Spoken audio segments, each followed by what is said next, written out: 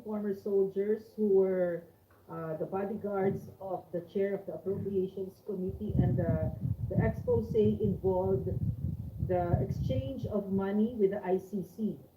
No, in other words, they were wined and dined to the tune of $2 million. And one other issue, one other issue, Fujiki, is that um, the ICC has already been infiltrated by the communist terrorist organization, the CPP-NPA-NDF, which is the 17th deadliest terrorist organization in the world, so that you can see very actively, you can see the face of one of their operatives, Christina Conti, and the CPP-NPA-NDF.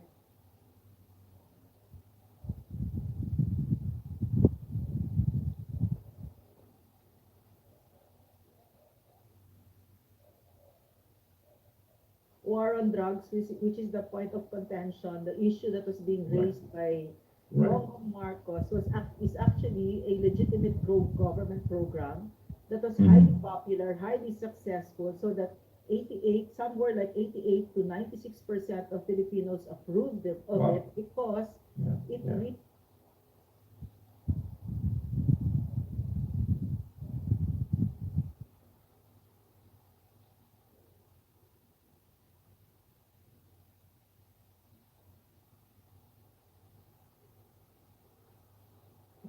Recently, may nagsalita sa 61st United Nations Human Rights Council sa Geneva. Isa siyang Hapon, no? Na naging kaibigan ko na rin, nakilala ko siya, si Fujiki-san, at nagsalita siya tungkol sa extraordinary rendition ni Philippine President Rodrigo Roa Duterte, at ipinaglaban niya ang karapatan ni PRRD. Mahalaga ito, and we're very grateful that he has given us some time so that we can interview him. Si Fujiki-san ay isang human rights advocate at isang researcher ng Asian history, at isa siyang journalist din. So, without further ado, Fujiki-san, maybe you would like to greet first our viewers, no? Thank you very much for having me to your program. And I'm very much grateful that so many warm messages were written to my speech, or my intervention at the United Nations. So I appreciate to everybody who support my activities. Yes, no, Fujiki-san, it has gone crazy viral. I didn't expect that. yeah, I know you didn't expect it, right? It's because you did something very important for the Filipino people. We've been this great injustice towards a highly beloved president. No? Agreed. It no longer is a domestic issue. It is an international issue, because it involves now the International Criminal Court, and of course, because it is a crime against humanity, what was done against him by the sitting president Bongbong Marcos. He weaponized the ICC against a highly beloved president, and for political and nefarious reasons. So, Fujiki-san, if you don't mind, how did you find out about this issue? Oh, very good question. First of all, even after their term, the Duterte administration, he has a great influence over the whole nation compared to the current administration, right? So current administration is very much fear about influence of, but still the people are not thinking that he's a legitimate president, although he was elected. Marcos to do something against Duterte. Now Duterte is really hard time of it, and he know from the beginning what will be happen, but he for the yes, correct. Yeah. Fujiki-san, his war on drugs, which is the point of contention, the issue that was being raised by Right. Bongbong Marcos is actually a legitimate government program that was highly successful, so that 88, somewhere like 88 to 96% of Filipinos approved of Wow. it, because Yeah. it Yeah. we really experienced the benefits in our life. For the first time, crime rates were cut into half for the first 6 months. Yeah. That's great. And I actually I'm taking care of the Filipino community in Japan, right? And recently they are start saying that we don't want to go back to my home country. So I asked them why. Then because while the Duterte was in a power, the environment in the country was very safe. Even in the nighttime, working on the street is harmful. But now it's very dangerous, and murder and killings are going on the street. Although some Japanese are also victimized. Yes. While so this is a very shameful things for Philippines, and also Philippines is recently considered as a terrorist supporting nation Yes. By Australia. This is totally wrong, and this is framed by the current administration. If the Duterte, Mr. Duterte is in power, then it won't happen. So everybody is scared, and Marcos is scared of the Duterte, and the people are scared of going back home. So this is not a normal situation. It's a very bad circumstance. So we need to, make it back, or take the peace back in the country. Fujiki-san, what makes it even more serious, no, is Mhm. that there are a lot of serious issues against the ICC now. Recently, there was Yeah. an expose by 18 former soldiers who were the bodyguards of the chair of the Appropriations Committee, and the expose involved the exchange of money with the ICC. No, in other Yeah. words, they were wined and dined to the tune of $2 million. And one other Mm. issue, one other issue, Fujiki, is that um, the ICC has already been infiltrated by the communist organization, the CPP-NPA-NDF, which is the 17th deadliest terrorist organization in the world. So that you can see very actively, you can see the face of one of their operatives, Christina Conti, and the CPP-NPA-NDF has already, when the ICC members came to the Philippines, they met with the top leaders of this terrorist organization inside prison, and it was arranged by Bongbong Marcos, his administration. So the ICE, therefore, what you did in the UN is very important, because the ICC is now being weaponized against the political foes, the political weapons of sovereign countries, and they take away our sovereignty.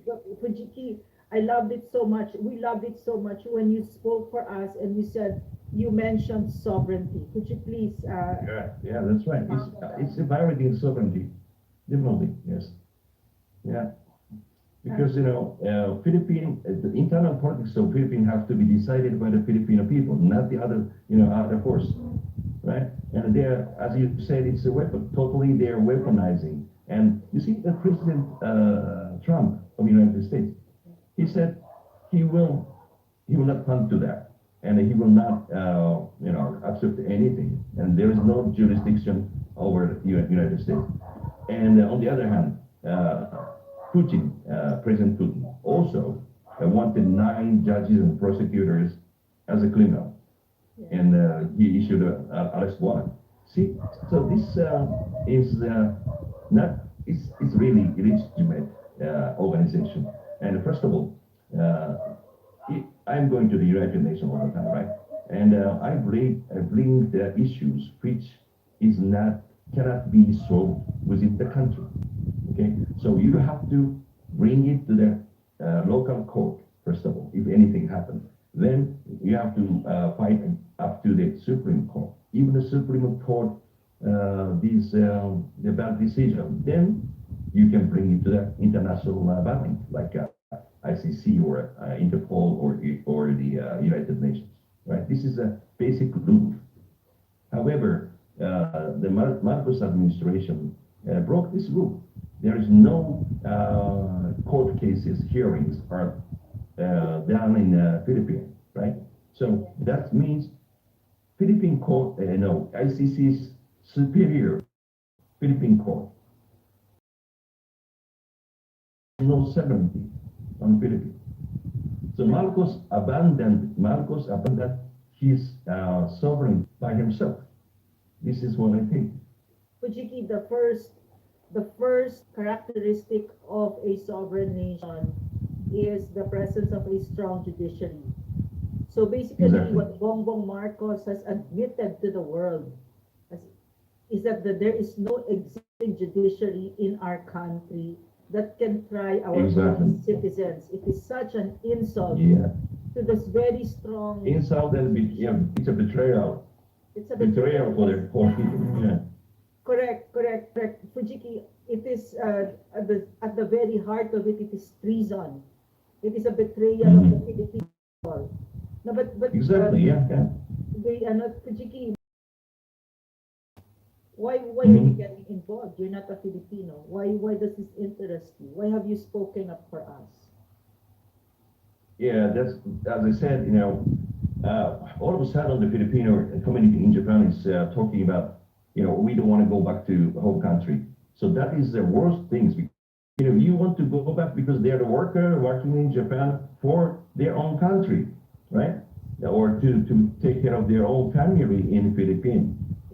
This is a very hard thing. Some women or a man, they are separated from the family in Philippines and working in Japan for their for family, right? But they say it's really, fearful or it's really dangerous to going back home. So I was thinking, we have to do something because, they are not proud of their country anymore at this moment. So I've listened a lot of outcries, from the Filipino society in Japan. So I was thinking, what should I do? What can I do? And then, as I said, I'm regularly, 1 year time, within the 1 year, I'm traveling here in Geneva at least 3 times to 6 times in a year to attend Human Rights Council meetings or treaty bodies meetings. So maybe I can bring it to the attention from the international society, because this should not be happen. And as I said, Noble Marcos is abandon their own people, their own judicial system, and then just surrender to the ICC. Okay, so he's saying that what it means is he's saying that he just wants to be a leader, but no responsibility. We don't do anything, right? Yes, Clean, clean, Fujiki, clean. Fujiki-san. Yes, Bongbong Marcos did not run to serve the Filipino people. He ran to I understand. Yeah, he ran to steal from the Filipino people and to stay longer in power than our constitution allows. Also, As his father did. as his father did for over two Mhm. decades.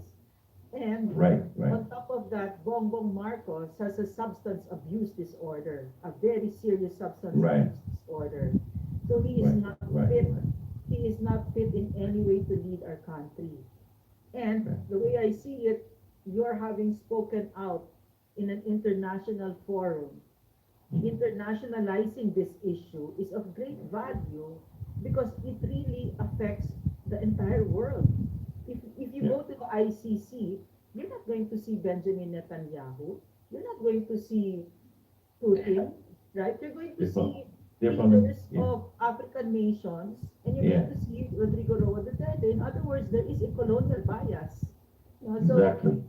Yeah. right, so it really has nothing to do with justice because they themselves have violated their own laws, their own rules, their own statutes. They Right, violated exactly. it. Now, Yes, that's right. very clearly, the former president didn't face a local court, and he wasn't Right. even given a copy of the warrant of arrest of the ICC. All of Mhm. this, and he was forcibly pushed inside the plane. I understand. As long as Marcos did not give the permission to their law enforcement, then Duterte was not arrested. Means Bongbong Marcos accepted or give the order to the authority to arrest him and hand it to the ICC. Right. Fujiki, Fujiki-san, the ICC themselves said so. It was Bongbong Marcos, the Marcos administration that surrendered an ordinary citizen. And they had no choice because he was already there. So it's so serious. Fujiki-san, my question to you. Prime Minister of Japan, SANIB PEERSA, would she do this? Would she surrender a Japanese citizen?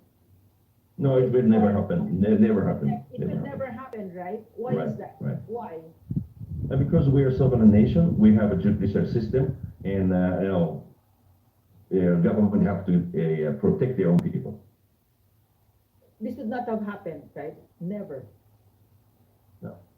Fujiki-san, after having lived here for a year in Japan, because I am in exile, Okay. I've noticed also a lot of things will not happen in Japan.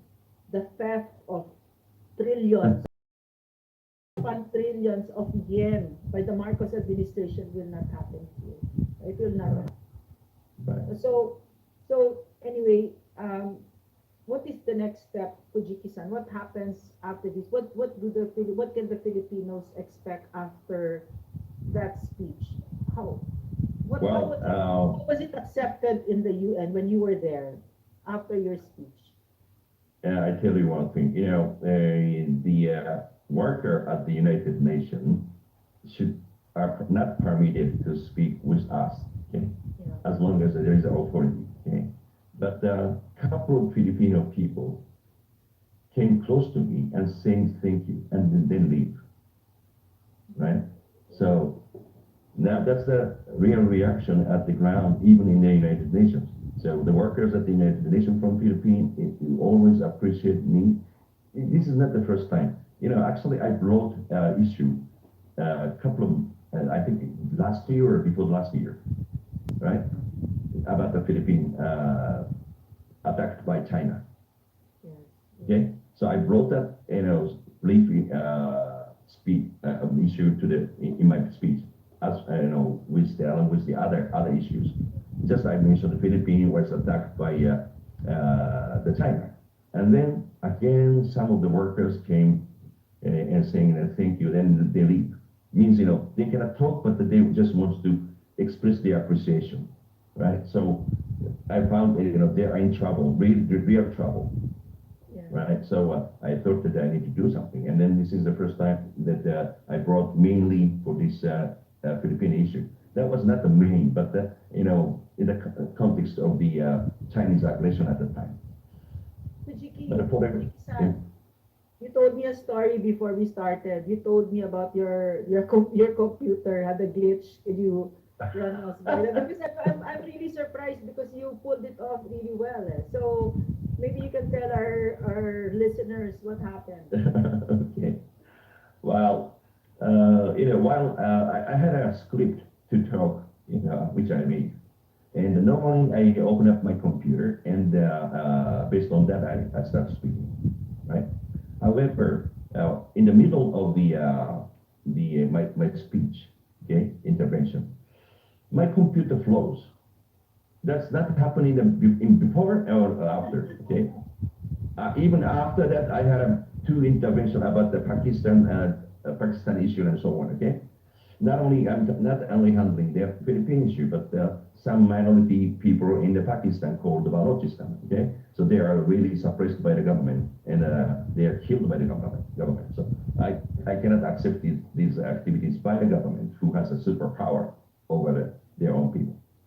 So, and then my computer or software flows. So I was, if you see the video that I posted, it looks somehow it's natural, okay? But if you see the recording from the United Nations, I cut the blank But there are some blank phrase because I was struggling to put the computer back on work to work. So that's happened. This is serious problem I have. But I thought that I need to finish the speech. Otherwise, there is no more chance at the time. So I said to myself, calm down, calm to myself, and then I finished talking. Sad. Yeah. Kisan, you delivered it.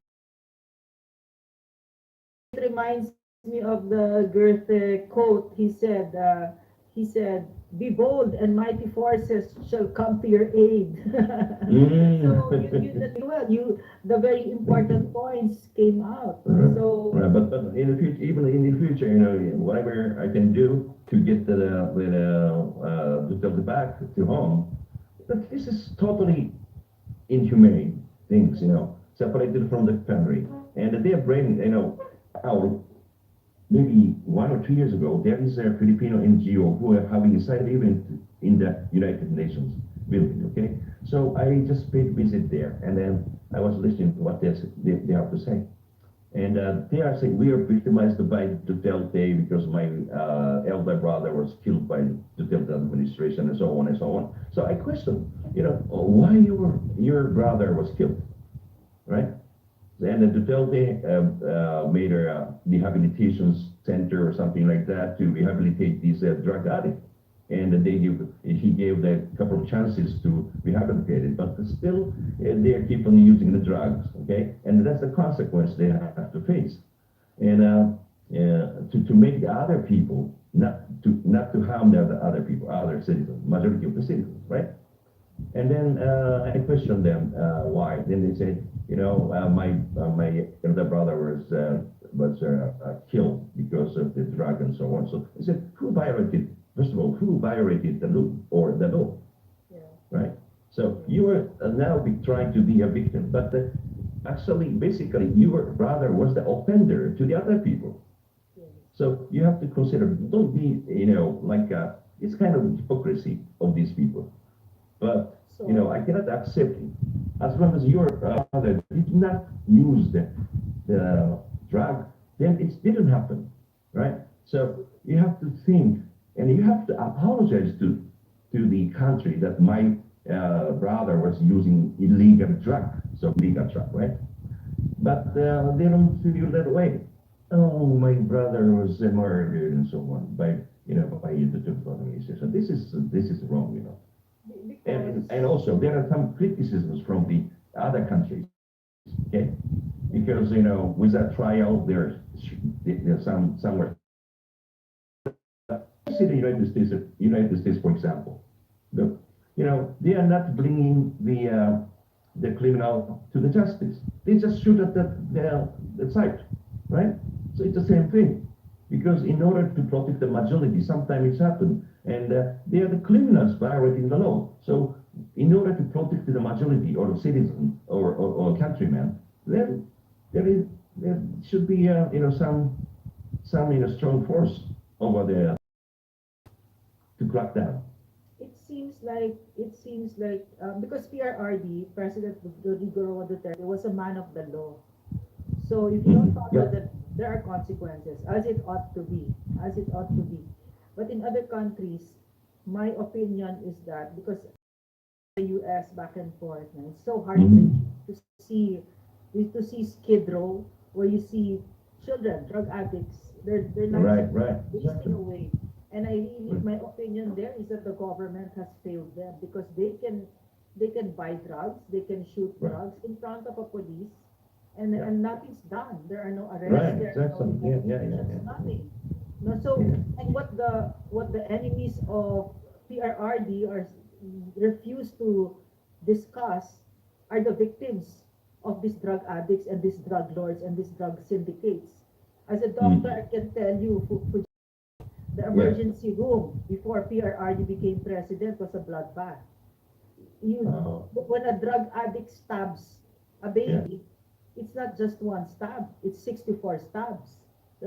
And they don't want to talk about those things because they have a political agenda against PRRD. Yeah. So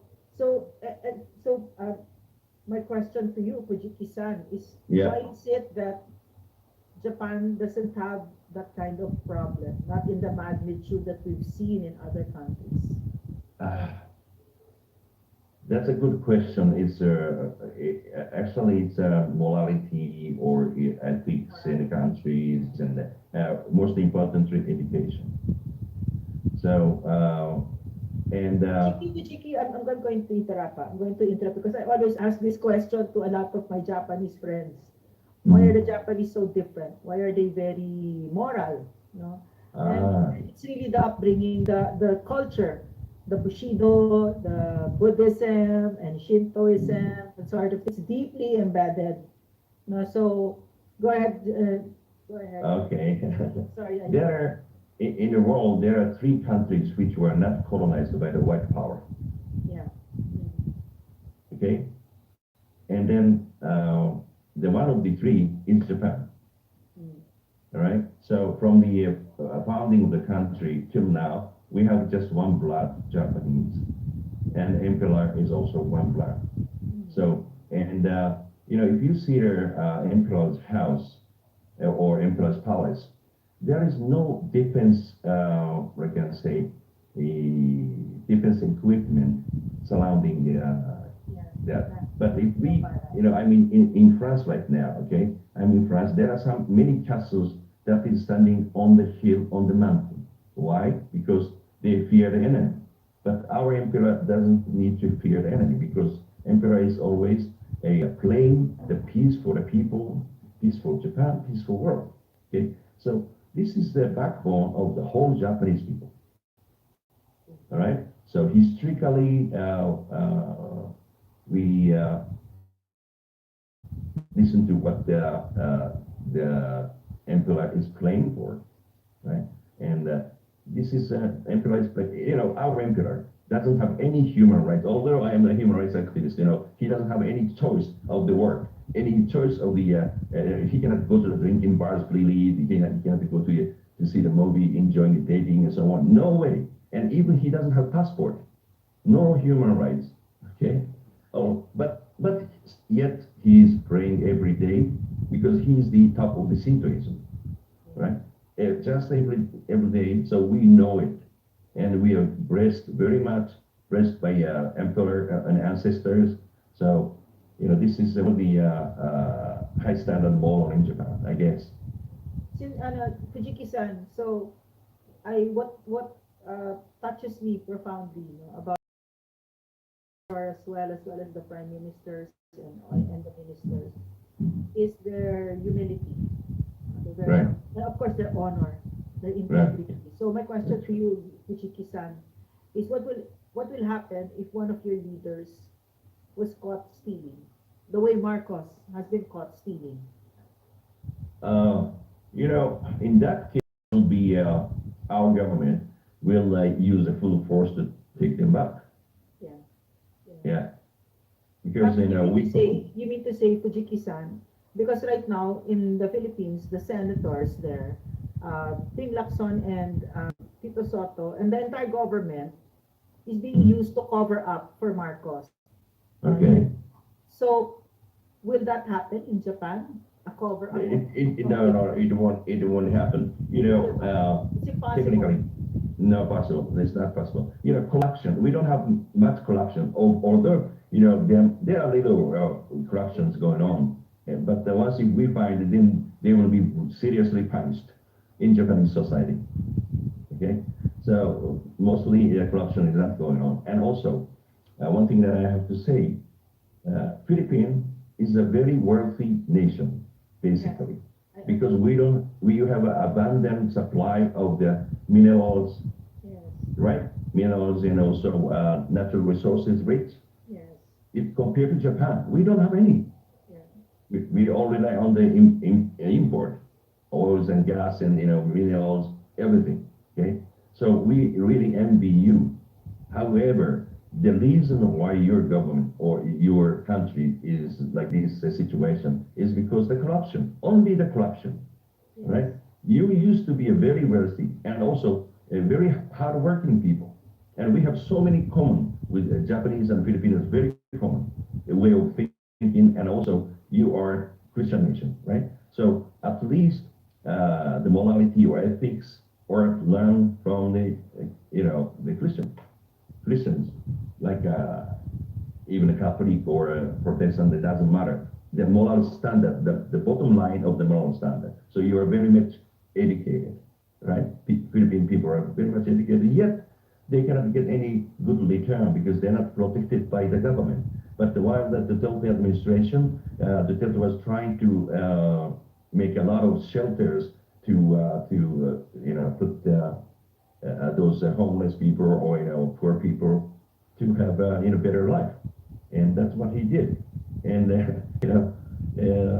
our Abe, Prime Minister Abe was the only world leader invited to his home. And if we see their home, his home, it's not like a palace. It's just like a normal home, right?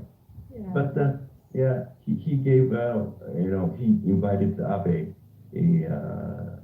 that is very, heartwarming things that we appreciated President Duterte. And Yeah, Pujikisan. So I want to go back to the question of corruption in government, because what we have been exposed to in the Marcos administration is nothing short of shocking. Really shocking, the depth. And what I noticed about the Japanese people is your capacity to feel shame. oh yeah. And what I see now with the ones who are seated in power in the Marcos administration is the total and complete incapacity to feel shame. And I read somewhere, and I agree, presumes an ounce of nobility, some nobility in you. So if you don't have any nobility, you will not have any capacity for shame. Right. So Yeah, this is I agree. what really amazes me living here in Japan, is that it's so consistent. In the Philippines, because in the Philippines, Fujiki-san, it's become normal to criticize people in government as being corrupt. And it is true, but Filipinos, ordinary citizens, are also corrupt. Otherwise, I believe that your leaders are a reflection of who you are. So I don't want to waste this opportunity that has cost us so much pain of having the worst example of a human being to lead us. I think that it is a reflection of who we are as a people. Right. What amazes me about the Japanese people is the Japanese society is that it is not money driven. Yeah, but every country man and woman need to try to make the country better. Okay. For example, in the case of Philippines, for example, if you are caught or by police by overspeeding, okay. So normally we get a ticket. Whatever the situation is, we get a ticket and we have to pay the penalty, right? And we cannot give any money to the police officer, right? But in Philippines, you can just hand over their money to the officer. Then the officer closes their eyes, and then children are watching it. My parents are paying the money, while overspeeding, and then that's it, right? So this is a kind of education to the kids, and when the kids becomes adult, again, the kids do the same to a certain point, right? Because bribery is the worst thing, and your wealthy country became, flat country right now. So I feel